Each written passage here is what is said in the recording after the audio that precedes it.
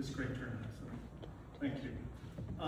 First, I'd like to start by saying how truly honored I am to be able to give Father's eulogy. He was beloved by so many people in the community and many families. Thank you, Father Gabriel, for opening up your church to celebrate Father today. I'd also like to thank Bishop Healy and all of the clergy present today for taking the time to honor a man that meant so much to many people. Cornelius Joseph Healy was born on August 15, 1942 in County Cork, Ireland. He spent most of his formative years in his beloved family home in Cornelius, a home that remained near and dear to him, his heart throughout his life. I want to first start off by recognizing his family, who unfortunately unable to make it. My wife has spoken to them regularly this past year. Our thoughts and prayers are with his brothers Sean and Donald, his sister Maura, his brother-in-law Malcolm, and sister-in-law Kathleen, along with many nieces and nephews. Helen and Kevin, Siobhan, Jen, Geraldine, Damien, Paul, and Sean. I also want to thank the B&B residential facility where Father was there for the last year. Tony and Netta, the staff including Gigi, the witch, which Father called her, but loved her. Terry, Katharina, and Dada, who all took care of him with so much love and devotion. Father was never alone because of you, and all so appreciative that you were able to be there when we couldn't be. So, recently, my wife and I spoke with his sister Mara, who shared many fond memories about Father's early years. One story in particular captured his character and his calling. He must have been only 13 years old when we convinced his brothers and sisters to play church. Much to their reluctance, Neil would drape himself in a long robe or towel, use a piece of bread, ask communion, and assign his siblings the role of parishioners. They were given many strict instructions. No one was ever to touch the bread. They all had to sit through the entire fake mass.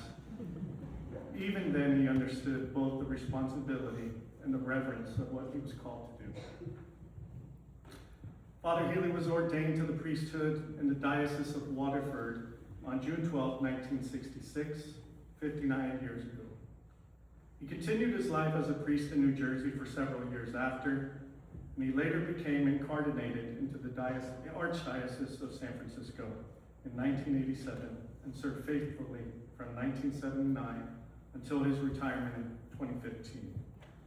During those years, he served at St. Veronica and St. Augustine parishes in South San Francisco, St. Cecilia Parish in San Francisco, Our Lady of Loretta Parish in Novato, St. Gregory Parish in San Mateo, St. Rita Parish in Fairfax, and St. Anselm Parish in Ross, where he served as an associate and pastor for over 15 years and really loved this church. Father entered my family's life in 1979. My brother Thad was an altar boy and met Father through the parish. When Thad came down with the flu, Father became concerned and came to our home to visit him.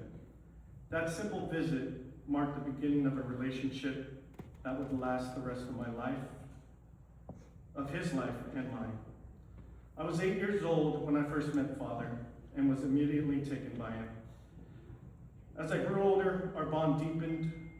Humor, however, was always the root of our relationship. When I was young, Father began saying something to me, sometimes seriously, sometimes half joking, but always with meaning. He would look at me and say, "Will you take care of me when I get old?" And every time I said, "Yes, Father." Father became a constant presence in our home. He came over almost every day. We'd have a love-hate relationship with the Yahtzee and the card games, because it was always nice to see Father playing with my parents, but it was every single night. And the loud screeches, of course, when he would lose. Father truly became part of our family. My parents, my two sisters, my brother, and me. My mother, the caregiver that she was, took Father under her wing, especially when it came to food. He was a very picky eater, as many of you know, and she made sure his meals and desserts were exactly the way he liked them. As the years went on and life brought challenges, Father was always there.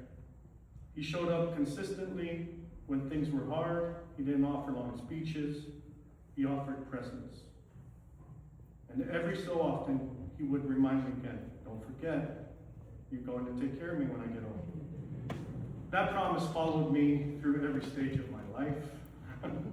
Father was present at every holiday, Easter, Thanksgiving, and Christmas. And soon our extended family embraced him as well.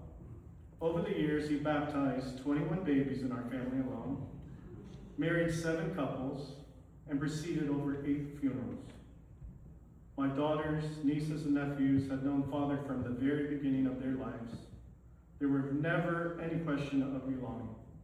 He chose us, and we chose him. As a teenager, I chose Father to be my sponsor for my confirmation.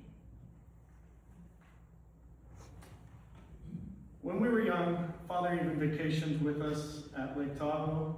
We quickly learned about his love for gambling until my parents had made reservations for a nice dinner, and Father never showed up.